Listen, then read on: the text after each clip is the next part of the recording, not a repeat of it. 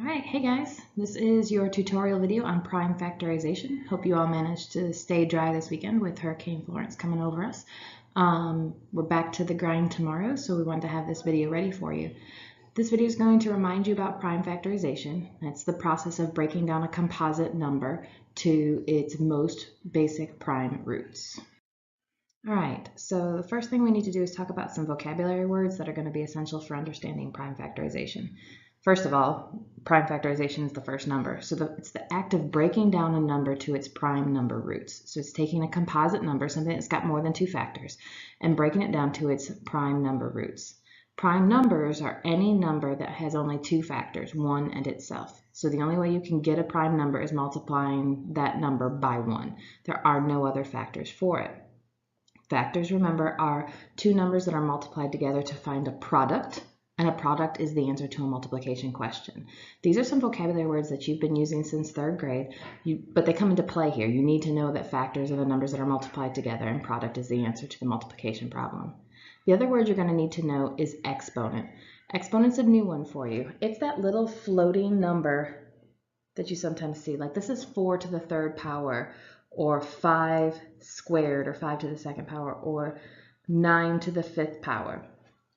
This floating number right here, that's the exponent. You're going to need to know that for several skills you're going to learn this year. An exponent is the number of times a number is multiplied by itself. It never, ever, ever, ever, ever means 4 times 3, for instance. It means 4 times 4 times 4. It's 3 4s multiplied together. 5 squared does not mean 5 times 2. It never, never does. It means 5 times 5. It means you have 2 5s. 9 to the fifth power means I have how many 9s? 5. 9 times 9 times 9 times 9. I have 5 9s all multiplied together. It never means 9 times 5. It means I have 5 9s. The other thing on this page that's going to be important for you to remember is I've put a little prime number chart here for you in case you needed a cheat to start to learn to memorize some of those prime numbers, especially the ones that you come across as you're breaking composite numbers down into their prime roots. 2, 3, 5, 7, 11, 13, those are all really common prime numbers that you're going to see. Another cheat for you is remember that there's only one even prime number. 2 is the only even prime number. Every other even number is a composite number. It cannot be prime. All right, the first thing I'm going to do is remind you of the steps to do prime factorization, and then we're actually going to do some problems together. So as you're doing prime factorization, you put your number that you're factorizing right up here at the top. So we've got 48 in this example. You have to give your number 2 roots because we know it's a composite, so it has some roots. And you're going to list 2 factors for that number. In this example, we have 8 times 6. 8 and 6 are the factors of 48. 8 times 6 equals 48.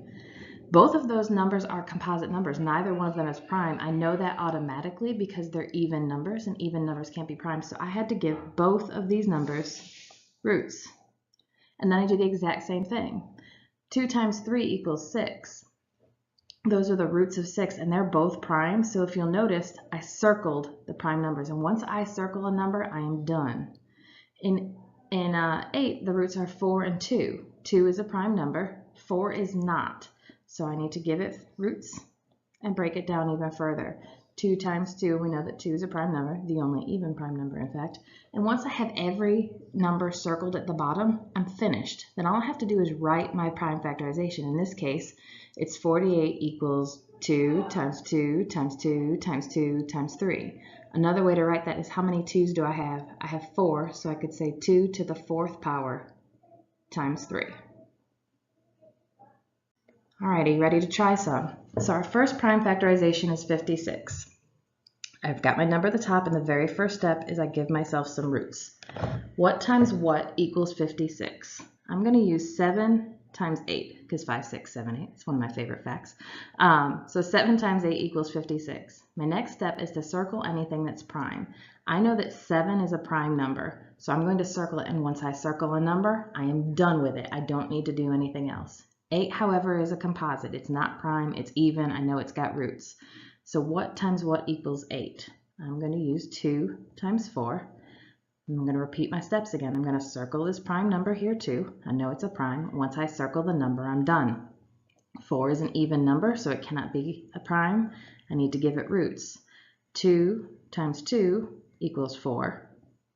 And I know that 2 is prime, so I'm going to circle them. And at this point, I have all of my numbers circled, so I am done. All I have to do is write my prime factorization.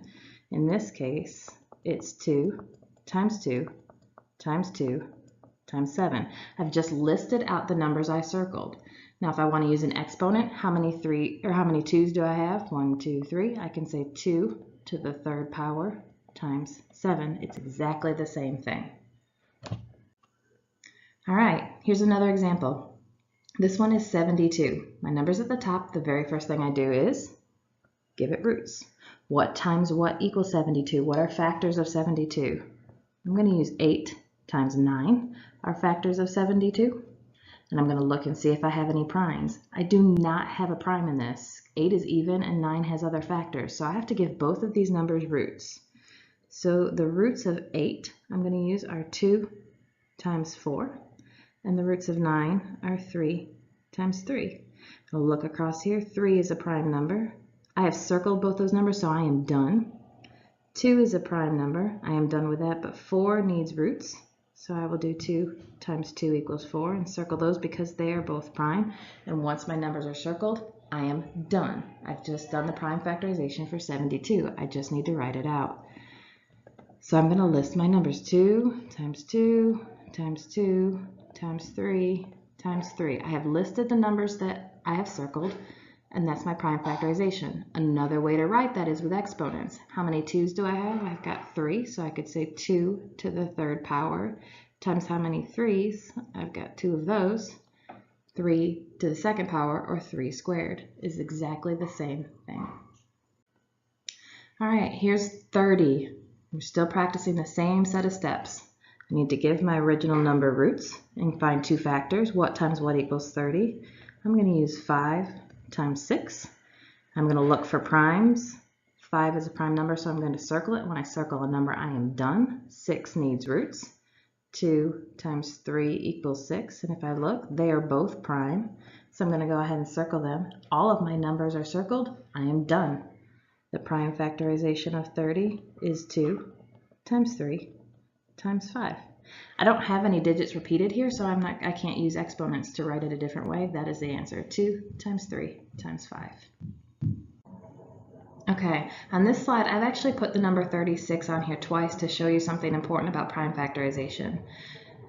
Numbers have lots of different factor pairs, so you might factorize your number differently than the person sitting next to you, but ultimately your prime factorization, or the primes that you get at the bottom, are all going to be exactly the same. The path you take to get there, your factor tree might look a little different, but the bottom is always going to be the same. So we're going to do this same number two different ways so I can show you how that works. First step is to give my number roots and find a factor that equals 36. I'm going to go with 6 times 6. 6 is not a prime number, it's even, so I know automatically it's not, so it needs roots. So I'm going to go with 2 times 3 here, give this 6 roots, and its factor is 2 times 3. Then I'm going to look for primes, and they're all prime. 2 and 3 are both prime numbers. All of my numbers are circled, so I am done. So prime factorization of 36 is 2 times 2 times 3 times 3, or 2 squared, because I have two 2's, times 3 squared, because I have two 3's. Now let's look at this 36. I'm going to use a different set of factors, a different factor pair here. I'm going to use 4 times 9 equals 36. Neither of those numbers are prime, so they both need roots. 2 times 2 equals 4, and 3 times 3 equals 9. And they are all prime, because 2 and 3 are both prime numbers. All of my numbers are circled, so I am done. Prime factorization is 2 times 2 times 3 times 3 is exactly the same. If you look at those numbers that are circled at the bottom, they're going to end up exactly the same. So I still have 2 squared times 3 squared as my final prime factorization. So what this video has done is given you a review of the vocabulary that we're going to be using for this lesson. It also has given you some sample problems in case you're working on these at home and need a little bit of extra help, or if you're working in class and you need to use your resources and go back and watch a quick video on it. Remember, your ultimate goal in this unit is to beat the teacher. There is a race coming. I wish you luck. I hope you're practicing, but I need you to know that Miss Butler and I are fairly unbeatable. So bring your A game, guys.